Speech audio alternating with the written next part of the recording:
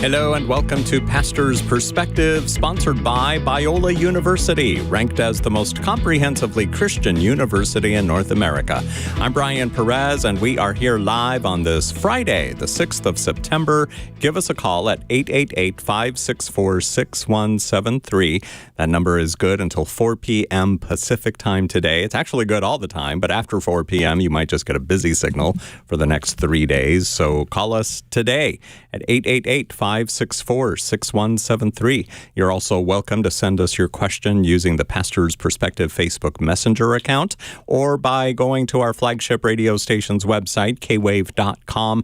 Look for the Pastor's Perspective page under Programs and submit your question that way. But there's no guarantee that we will get the questions that you send in online. We'll receive them. I should say, yes, we will receive them, but there's no guarantee that we will read them on the radio program. And you might say, well, I don't want you to read it on the radio. I just want you to answer my question on the email. And it's like, no, we don't do that. That's not what we're set up to do. So if you have a question for us, give us a call, 888-564-6173. Pastor Brian Broderson from Calvary Chapel, Costa Mesa, joins me in the studio today. Pastor Brian, am I being too strict and rigid with my... Have I set up too many rules for people to call in or to get their question to us? Well, I do think that we need to remind people that we're not just answering questions like, here, send in a question and we'll sit down and type it in an answer for you. This is a question-answer program where we actually talk to people. Yes. That's our preference. And we don't really have the staff to do the other. Yeah. And it's so much funner. I agree. To actually talk to people. Yes. I prefer that. Because when I read the questions, it's all monotone. I mean, I try my best to put inflection in there. You do a but good job. I might do it wrong. I might miss a comma or something and wind up asking an entirely different question. So I want to say at the top of the program, I want to say a big thank you to everybody who prayed for my dad. He had quadruple bypass this morning, so they thought it was going to be triple. Mm-hmm. And when they went in, they found out that there was a need to go with one more artery. I spoke to him about an hour ago, and he, the first thing he said to me, he said, thank everybody for their prayers. And so I wanted to make sure that I did that. And, for the next 24 to 48 hours, after a surgery like that, you're still, you're not totally out of the woods. So if you wouldn't mind just, saying a little prayer for him this weekend, that'd be great. But, he's just doing really well, all things considered. Well, praise God. Is he here locally or does he live? No, he actually, my dad, as I mentioned, is 85 years old. For 83 years, he lived in California. He's born and raised in California. And a little over a year and a half ago, he moved to Virginia. Mm-hmm. I have a sister who lives in Virginia, and they bought a house that, they've got like a sort of a granny flat sort of a thing that he and my stepmom are able to live in. Mm-hmm. So he's in Virginia now. Nice. Yeah. Well, good. Praise God. Keep him in prayer, Michael Broderson. 888-564-6173.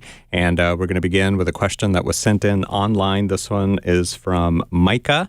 And Micah writes, what should one do with old Bibles? Is it okay to throw them out? I feel odd to donate them or give them to somebody when they're marked, noted, or personalized. What do you think, Pastor Brian? Well, I feel more odd throwing them away than I do actually giving them away, even if they are marked up. Yeah, this is you're not the first person who has found themselves in this dilemma. Throwing away a Bible, you're just like, I just don't know. I have thrown away a couple of Bibles and just thought, maybe the trash man is actually going to find this Bible and get saved. You never know. My justification. But I do know, and actually I've seen this recently. I think I've seen it on Instagram, maybe somewhere.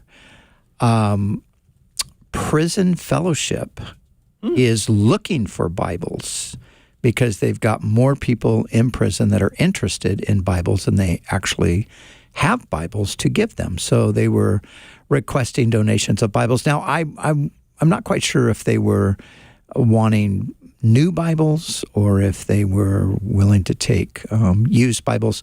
Over the years, we've done a number of things. I mean, we've literally sent thousands of Bibles to different parts of the world where they just didn't have access to Bibles. So, maybe check out Prison Fellowship, because I know they're looking for Bibles. Maybe they're looking for used Bibles, and then that would be a good place. And if not there, again, I wouldn't worry at all about. I wouldn't worry about even throwing away a Bible. I mean, it's not like, oh no, I threw away a Bible. I don't know if I'm saved. But if you can give it away, then why not? Even if it is used and marked up and all of that. There is an organization I just found online. They're called GTI Hope. And I think we've partnered with them here. Our flagship radio station, K-Wave, has done things with them before. So this I think it's the same organization. And it looks like they do accept Yeah, it said something Bibles. down there. You just went by. It said something about need Bibles. Need Bibles. Needed Bibles and Christian books. Your yes. gently used Bibles and Christian books will bless people and ministries in South Asia. So Gently used. Gently used. Well, I don't know about that. Yeah. I guess if it's, I don't know, even if it's in really bad condition. I mean, we've heard stories of people in third world countries. Yeah. They just have like a page of the Bible Yes. and they're just like thrilled. Yeah. So that might be something to look into. This could be a good. GTIHope.org. Okay. Micah, thanks for sending in your question on Facebook Messenger. 888-564-6173 is the number to call today with your questions till 4 p.m. Want to do another one? Let's do another one. Yep, let's do it. Okay. Heather wrote in, and Heather writes, I'm a Christian, and I'm living between two difficult neighbors. I've tried to extend my kindness, and all they do is talk behind my back. And all because I won't let the one move his fence over on my property line, and the other one because I had the town come out and open up the drainage hole on the other one's property so my property didn't flood. I feel like I can't go outside. I feel like I'm stuck in my own house and I don't know what to do. I'm trying to be a Christian and I know we're in difficult times, but I just need some guidance. What would you say to Heather in Indiana? Go outside. You have Just do it. At some point you just have to bite the bullet and do that. I mean, you shouldn't be a prisoner in your house over the fact that these people, I mean, the guy wants to move his fence onto your property. It's like, well, no, you can't do that. That's not complicated. That, that seems pretty simple. And you don't want your neighbor's yard flooding your yard. I don't think that's an unreasonable request either. So, just pray for these people that they get over it and just go about your life. Be kind, be gracious and but don't be a prisoner in your home over this. I mean, what are they going to do? They're going to, maybe just give you a dirty look or something. But yeah, we can take that.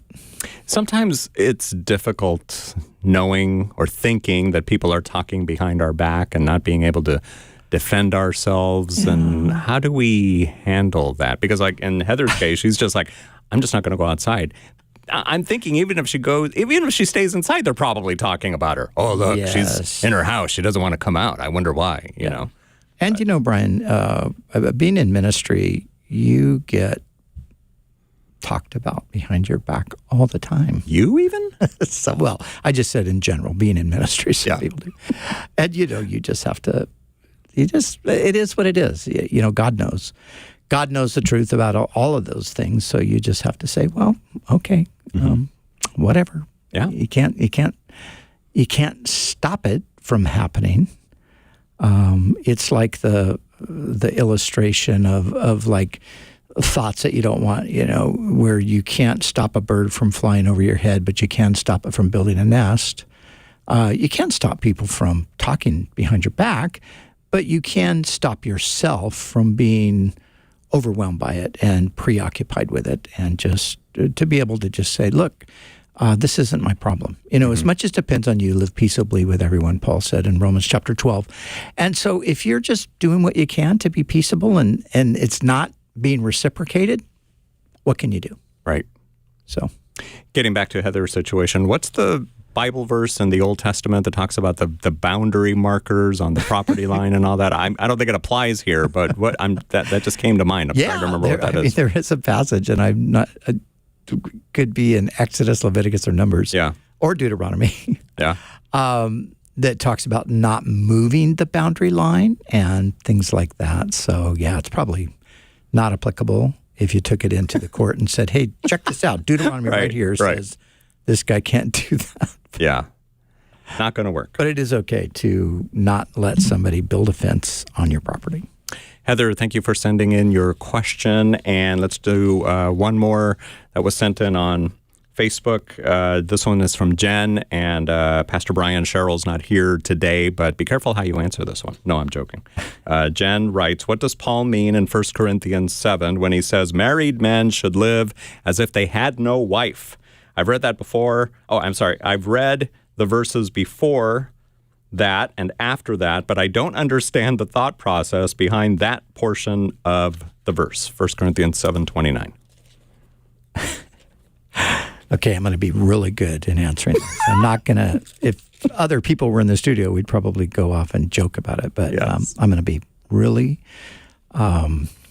serious. The context is, the answer is in the context, and the context is Paul is saying that the married man cares for the things of his wife. There are just natural burdens that come along with marriage. You have to think about your home. You have to think about provision. You have to think about a lot of things. His argument there is that the single person is freed up from the distractions that naturally come to the married person. So what he's saying is, husbands live as though they don't have a wife. Means even if you're married, don't get divorced, but at the same time, don't get entangled in the affairs of this world like there is a natural tendency to happen when you are married. So be on your guard against that. Sounds good. Jen, thank you for sending in your question on Facebook Messenger. And now we're going to go to the phones. Here is Bob in Buena Park. Welcome to Pastor's Perspective, Bob. Hi. How are you doing? Doing well, thanks. I was a little curious about the passage where the centurion sends a message to Jesus to heal his servant, which he does. But he said, of course, he didn't want him to come to his house because it was not fit for Jesus to be in. Jesus said that he'd never seen such greater faith in all of Jerusalem, I believe. It seems like a very profound statement, and there's really no follow-up to that passage. How do you take it?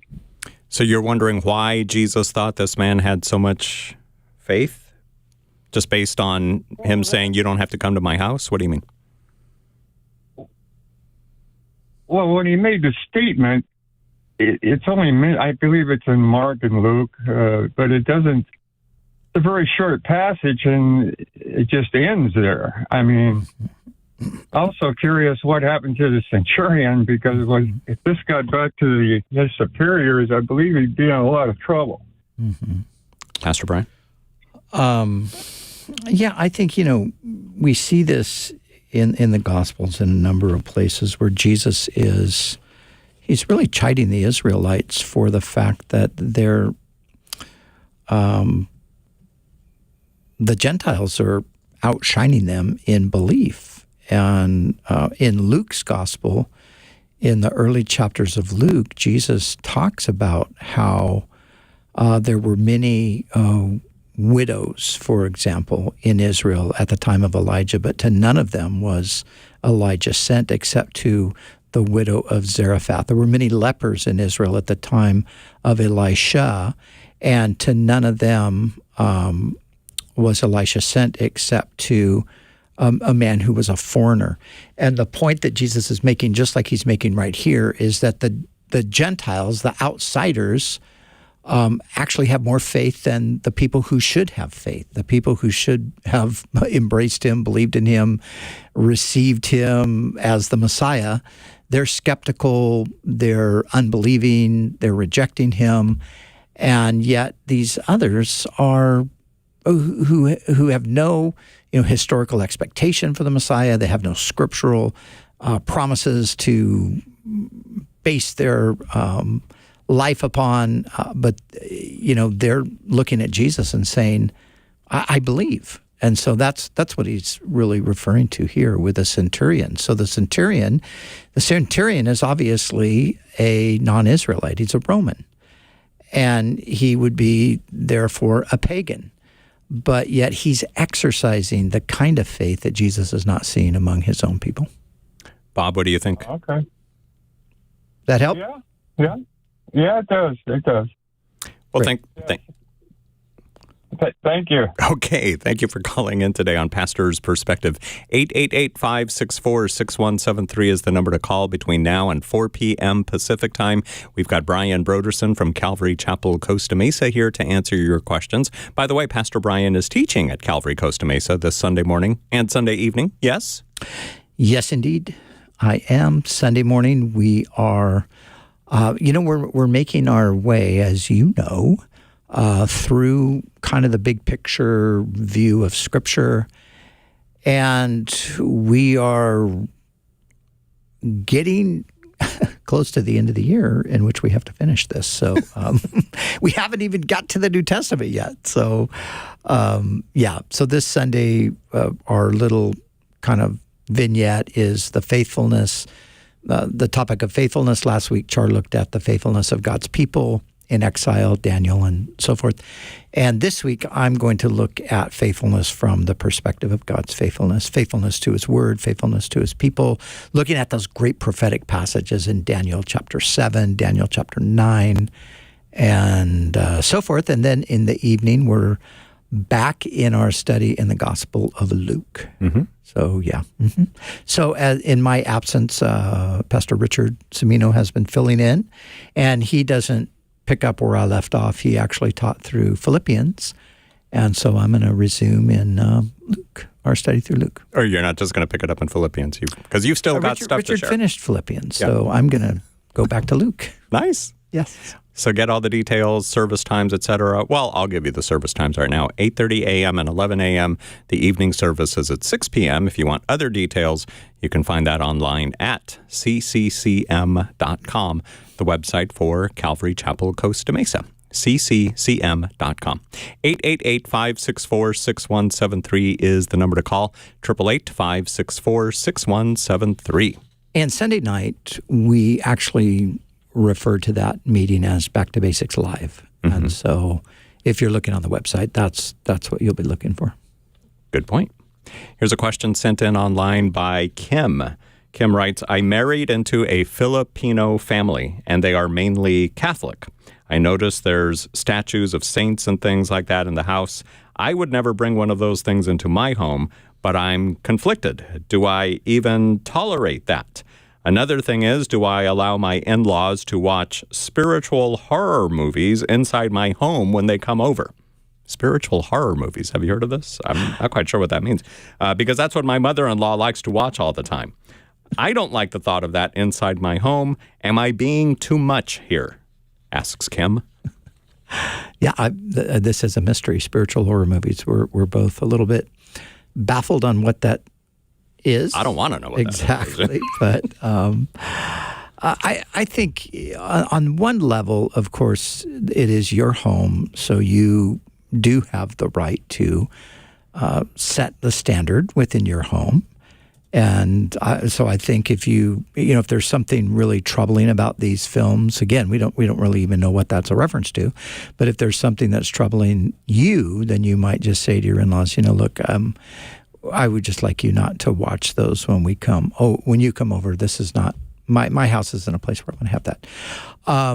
When it comes to the images that you referred to earlier, you don't really have any control over that, or you cannot go in their house and take all of those and break them and throw them in the rubbish. That is not allowable. This is something that you just have to pray for them, pray that God touches their heart, and that they, when people come to know Jesus, all of these things that are, whether they're sinful or idolatrous or whatever, Jesus, it's his job to clean us up. He takes those things away. So even if you went in and scolded him about the statues and all of that, that's not really going to accomplish anything. What's going to accomplish something is the Spirit of God working in their lives through your witness of love and grace and through your prayer for them. So I think of, Paul the Apostle. Here's a great chapter in the Bible you can read, kind of relevant to this. Acts chapter 17, Paul goes into the city of Athens, and the city of Athens is filled with idols. Like there's an idol on, not just on every corner, there's an idol just everywhere you look. There's idols everywhere. And Paul comes to the people of Athens and he said, wow, I notice you are very religious. Look, got a lot of worship opportunities around here. And I actually saw an image that you have set up, and it's to the unknown God. So I am going to tell you about the God that you are unknowingly worshiping. And then he used that as a springboard to explain to them who the true God is and to preach the gospel from that. So Paul didn't say, hey, bring in the bulldozer. We're going to mow down all of these idols right now. You guys are idolaters and you need to stop this. He took advantage of the opportunity to preach the gospel. That's what we should do. Kim, thanks for sending in your question. And I did do a search online for spiritual horror movies. And I think what Kim means is like supernatural, paranormal, ghost type things, like maybe The Exorcist and things of that nature. Yeah. Probably anything that has to do with, the demonic realm, Yeah, some of that stuff's pretty creepy. I wouldn't watch it. I wouldn't watch it either. I can't do those kinds of movies anymore.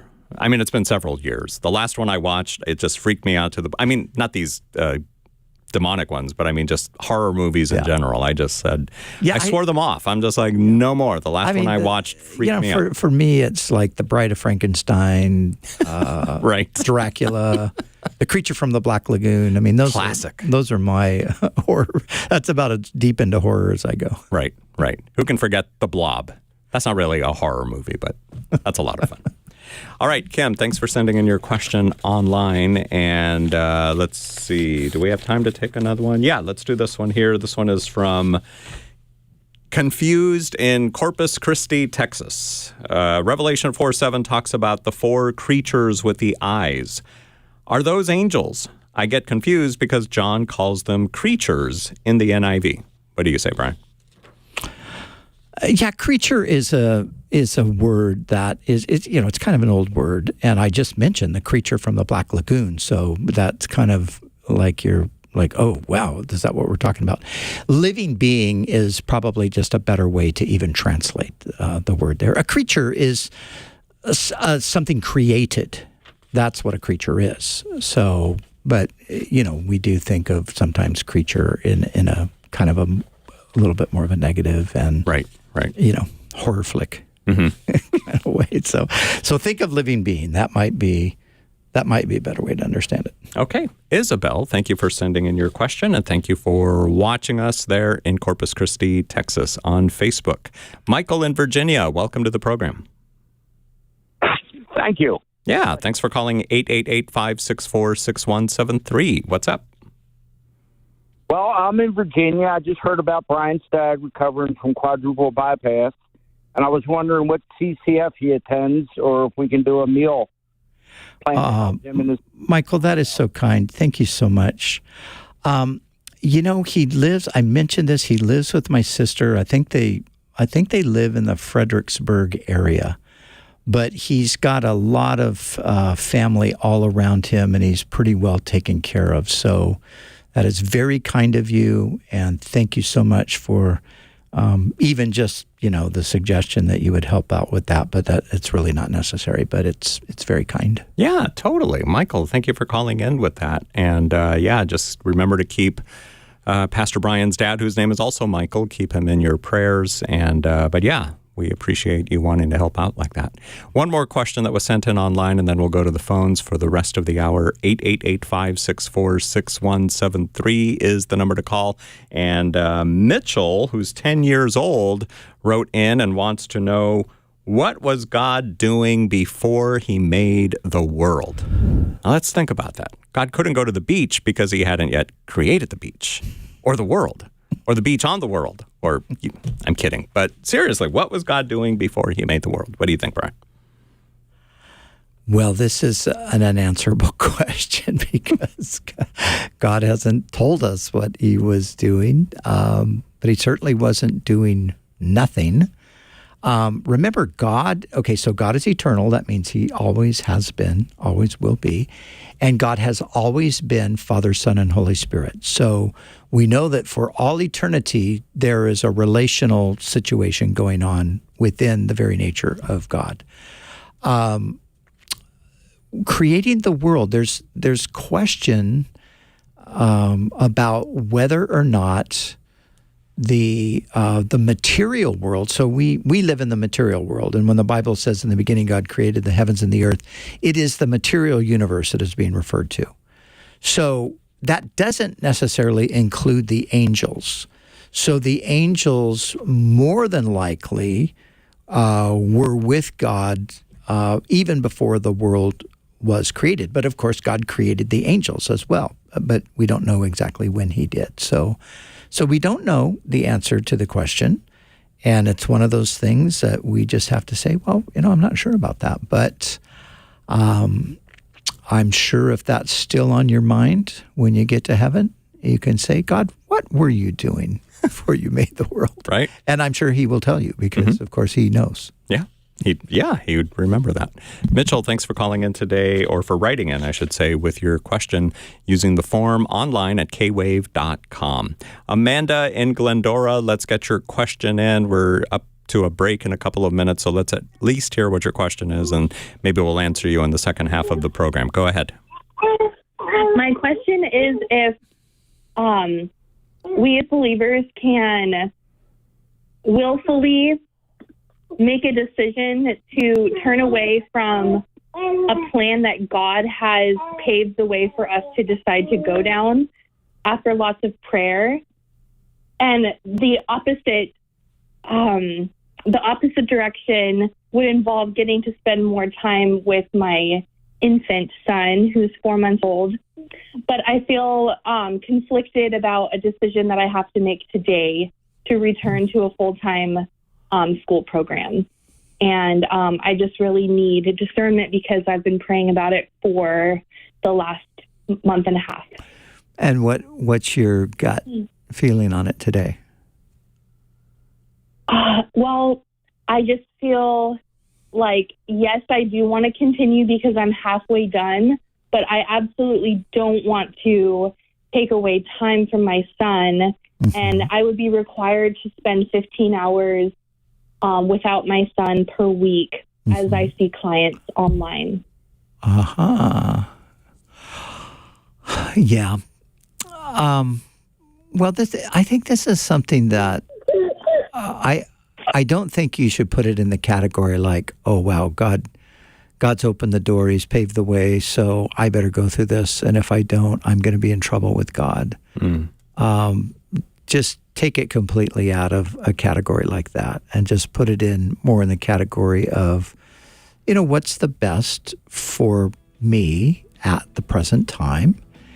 And, there are times when I actually believe that the Lord just sort of says, hey, you can, whatever you choose, I'm going to be with you and bless you. It's not a sinful thing, so it's not like, you're trying to decide whether you should go off and sin. This is just a life choice you're not sure about. And so you don't have to be that burdened about it to think that, oh no, if I make the wrong decision, I'm going to be in trouble with God. No, you're not going to be in trouble with God. And I think it's a decision that you, as a mother, you look at and you say, what do I want to do at this time? Yeah.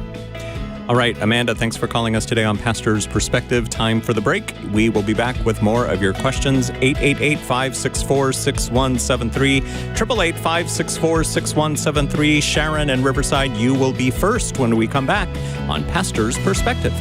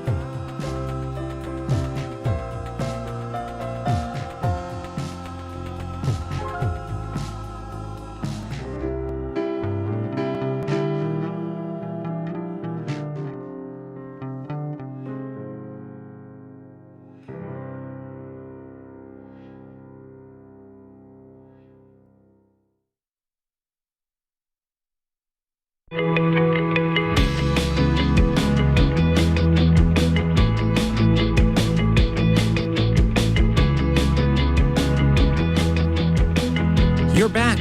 Yay, we are too, on Pastor's Perspective, sponsored by Biola University, ranked as the most comprehensively Christian university in North America.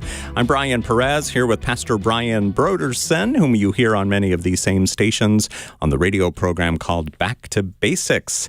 He's also the senior pastor of Calvary Chapel Costa Mesa in Southern California.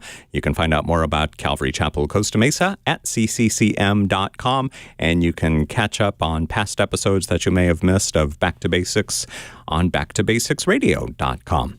Now, right before the break, we were talking about Amanda, who needed to make this decision today about whether to, spend more time with her infant, newborn, 4-month-old, I think she said, or, go back into doing this thing that's going to take time away from that. And I think what it is a lot of times, and I'm not saying Amanda's doing this, but we are so paranoid. We freeze up that we're going to make the wrong decision. Yeah. And not only might we make God upset with us, I think that's the fear sometimes, but it's also, what if I turn right and I get so off the course God wanted me on that I can never get back on what He had planned for me?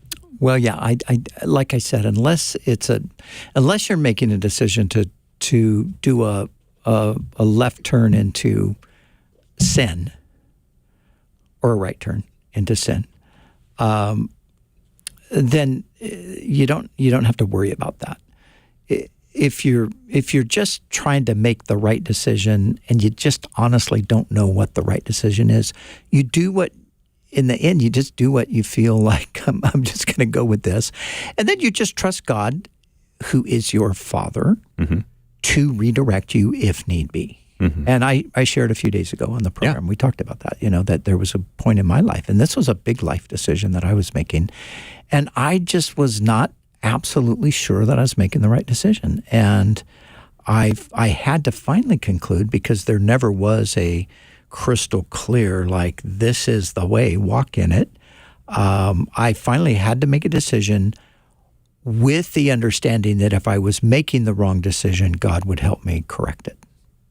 And in her case, I think, she has a newborn baby. As a mother, of course, you want to spend time with your baby. That's a good thing. But does it mean that it would be a bad thing if you went and did the job that she was going to do? No. Not necessarily. I mean, lots of people, lots of ladies have children, and then they continue to work. My daughter, she is a hairstylist, and she has a 4-year-old son. And from the time he was probably 6 months old or something, she's been working, and just figuring it out, navigating it. And Grandma and Grandpa have been there on plenty of occasions to help her out. Were you pushing her purposely to go back to work so that you can spend more time with? Actually, no, we weren't. But it's great. She's recently her salon burned down, so she's actually right now jobless. But my goodness, she's feeling okay about it. She's just not worried about it. Just knows that God will provide what she needs when she needs it. Wow, yeah. I didn't know about that. Yeah, it's crazy, man. Okay, back to the phones we go. Here is Sharon in Riverside. Thank you, Sharon, for calling in today. What's up? My question is similar to the one that was previously about figurines on the wall. Okay, I have a figurine of Jesus hanging on the wall, and, with his hands outspread. And then I have a cabinet that, glass cabinet, I guess that's what you call it. And that my grandmother, I inherited from my grandmother, and I didn't know what to put in it. So I thought, being a Christian, because I go to antique stores thrift stores with a friend of mine that loves them. And she asked me, she goes, well, you're not buying anything. And I go, I'm not into material things. And so I thought these little angels, little figurine angels. So I thought, I'll fill up my cabinet with the angels. Now I'm wondering, because since, it was on the air a minute ago, am I wrong? Is that a sin? Okay, here's a simple way to figure that out. Are you worshiping the picture of Jesus or worshiping the little angel figurines? I'm worshiping them. No. You're not doing that, right? No, I just, when I go to prayer, I go directly to God. Yeah. The Bible, what the Bible prohibits is the worship of these images. We're not to do that. So it doesn't mean you can't have my mom has, oh gosh, for the life of me, I'm forgetting what they are. They're the little figurines, but they're like Precious Moments. Precious Moments. Don't ask me how I knew that. Wow.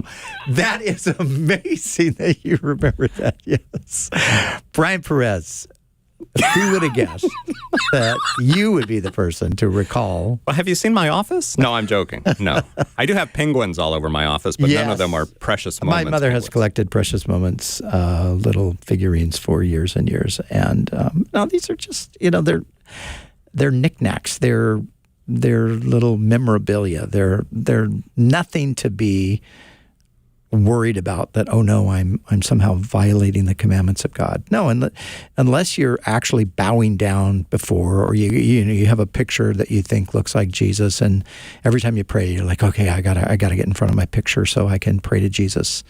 You're not doing that, so be free. What about Beanie Babies? Is that?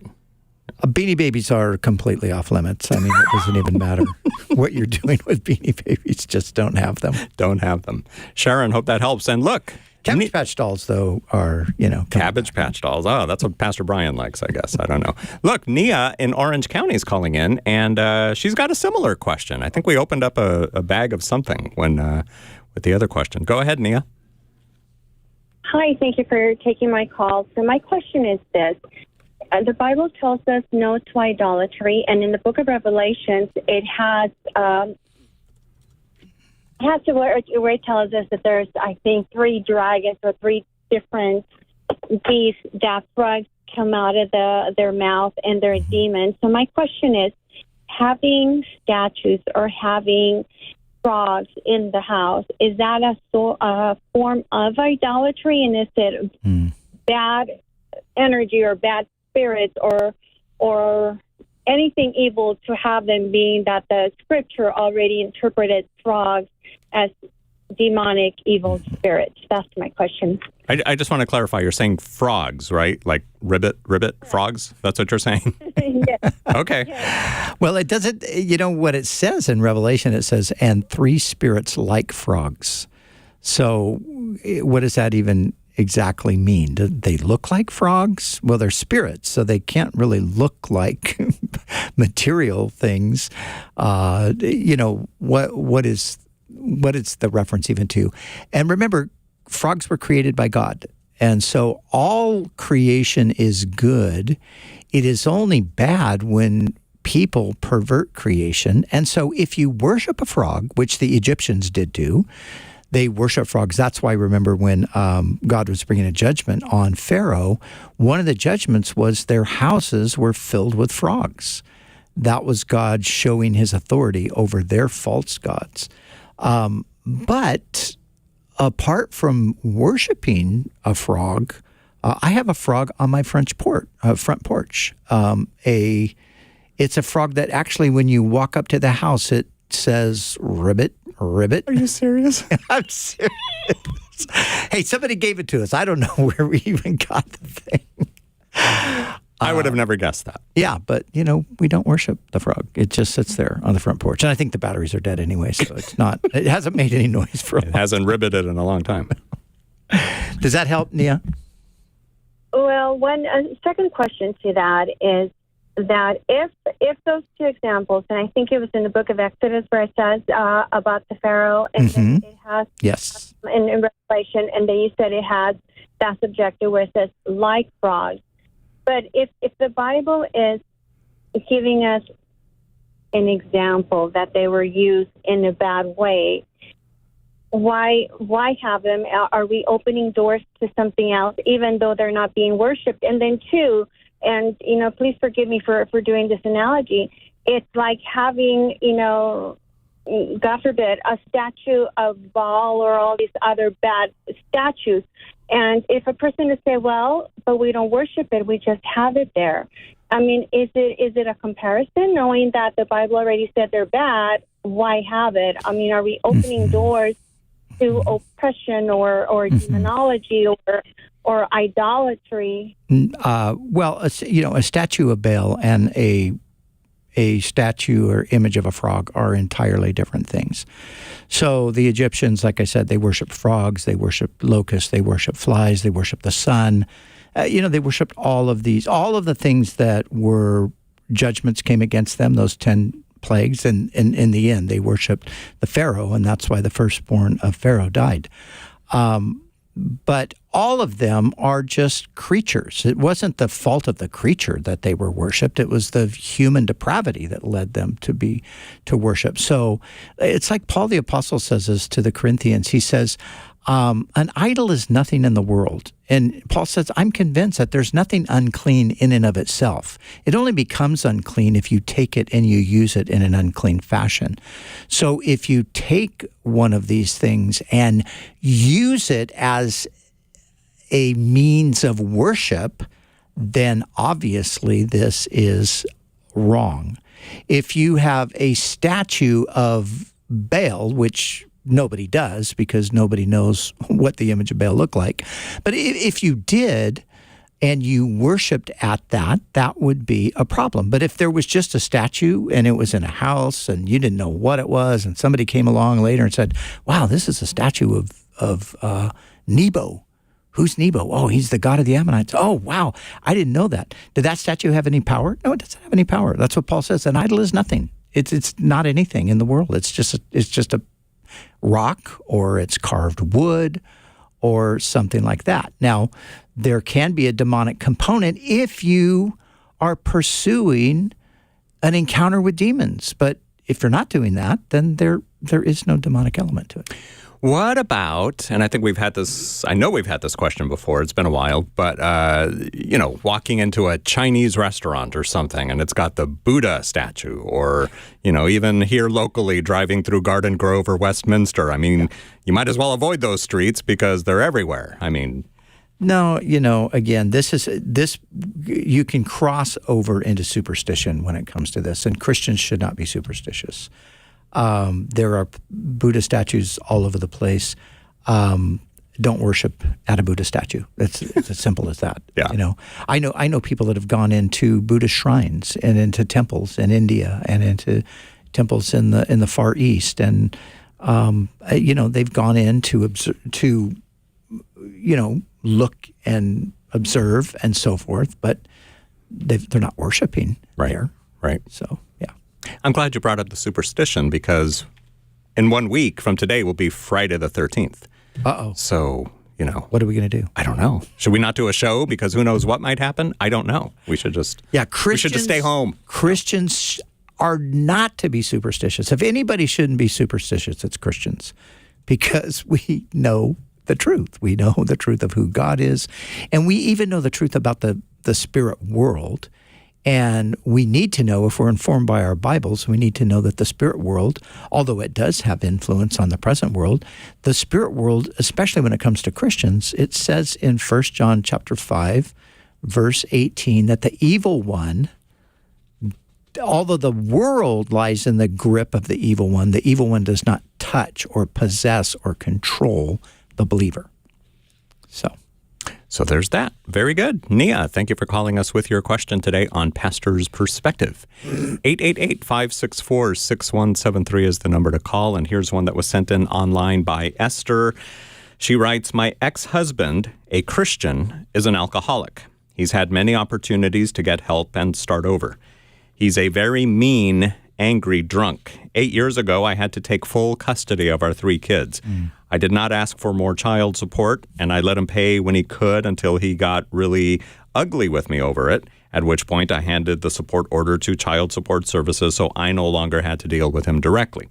Over the years, he has continually lived beyond his means. Luxury cars, apartments near the beach, and as usual with him, he has creditors looking for him because he doesn't pay his bills. He can never hold down a job even when he's sober.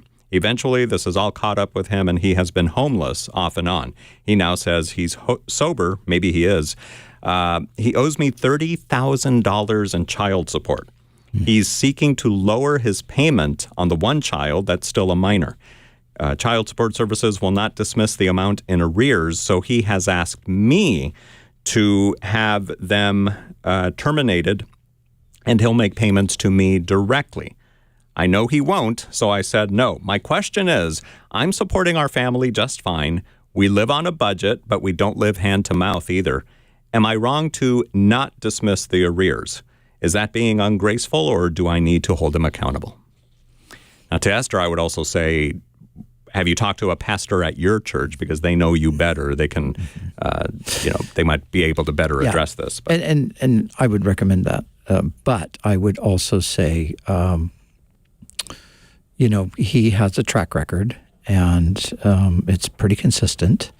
So I think you're absolutely right. I think if you say, okay, well, I'll call the authorities off, and you can just pay me, he will not pay you a penny. I think you're absolutely right about that. So I don't think you need to put yourself in a situation like that. Paul said in writing to the Thessalonians, he talked about people who would not work. And he said, if a person will not work, he's not talking about people who can't work. He's not talking about people who are disabled and incapable of working, or people who literally just can't, get a job because of the present economy. He's talking about people who, like the person you're describing, who just, they don't want to work, they want to play, they want everybody to pay for them. And he says this, if a person does not work, neither shall they eat.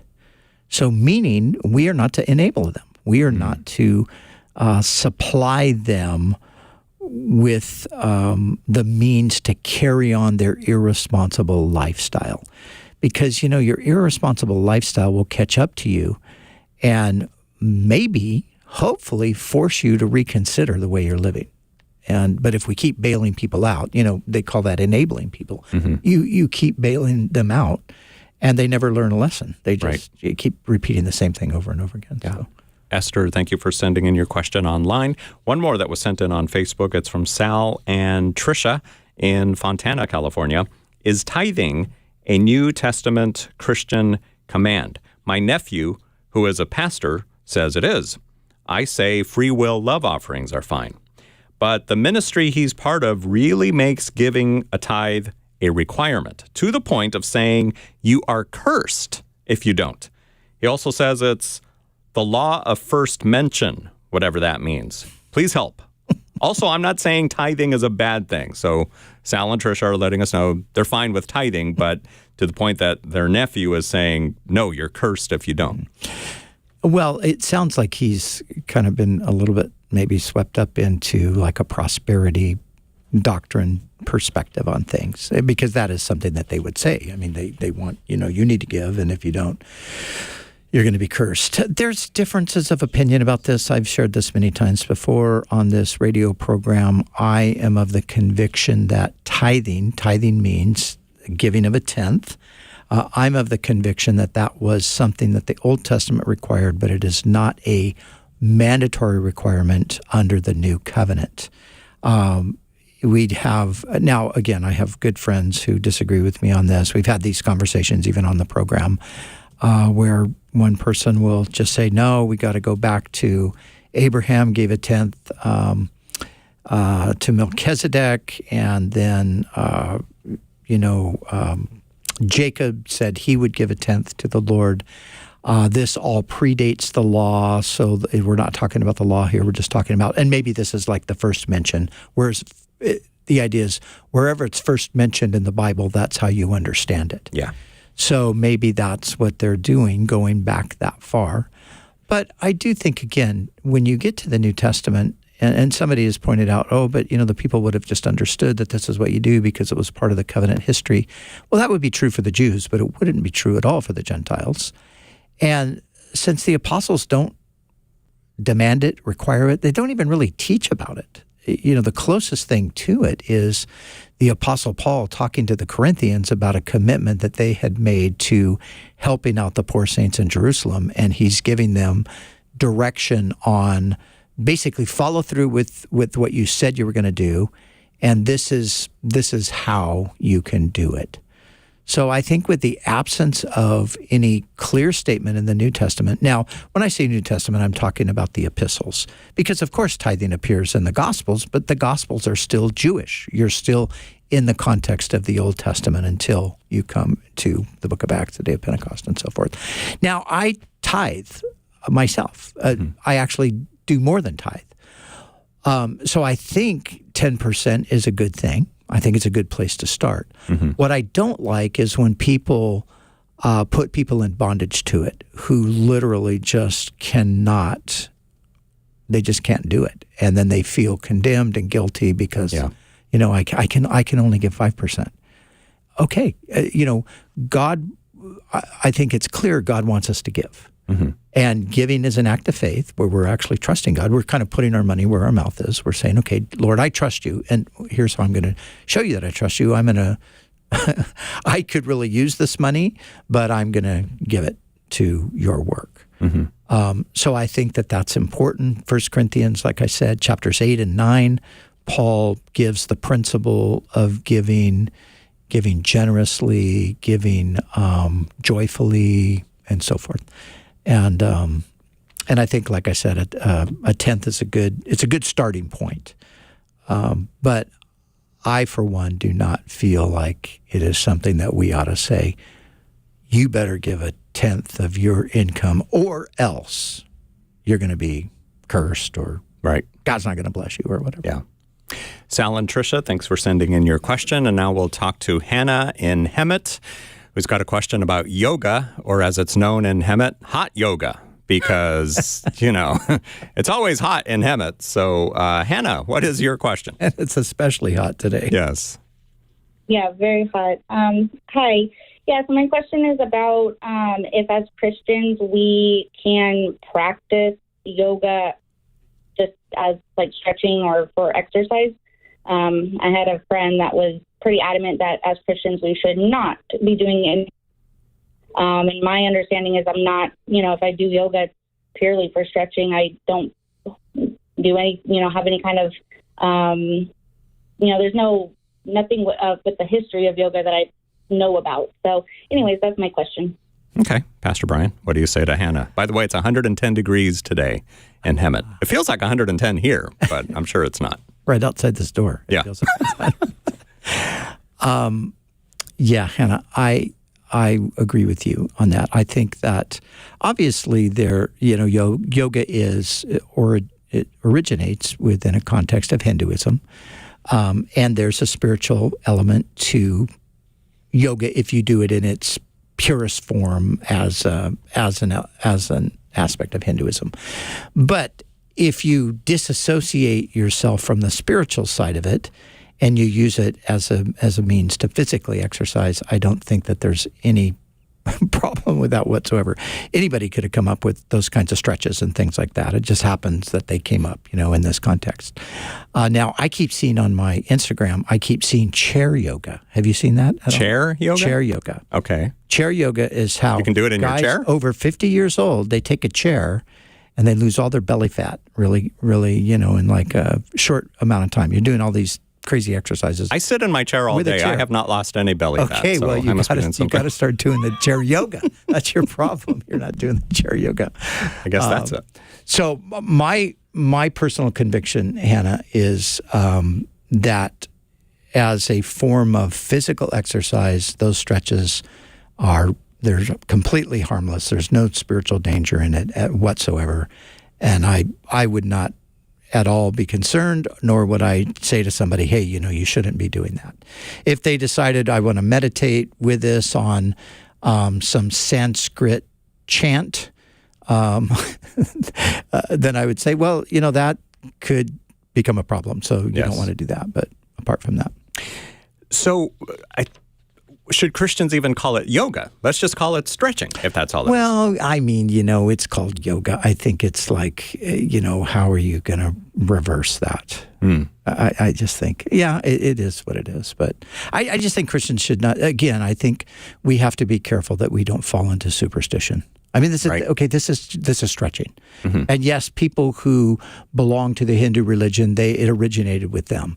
And they do it maybe a specific way to spiritually enlighten themselves or to get in tune. But I can do those same stretches and not do any of that and be perfectly fine. Right. If anything, meditate on the Lord while you're doing your stretching / yoga / hot yoga / chair yoga. I have tons of friends that do yoga, actually, and they're good Christians. So there. Hannah, thank you for calling us today from Hemet. Hope you have a cool weekend, but I don't know if that's going to happen. God bless you. Thanks for listening. Thanks for watching on Facebook and YouTube, everybody. We'll do it again on Monday. Make sure to go to church on Sunday if you're able to. If you're looking for a church, check out calvarychapel.com. Use the Church Finder feature, type in your zip code, and if there's something near you, that'd be great. You can go attend. For Pastor Brian Broderson, I'm Brian Perez, and Pastor's Perspective was sponsored by Biola University, ranked as the most comprehensively Christian university in North America.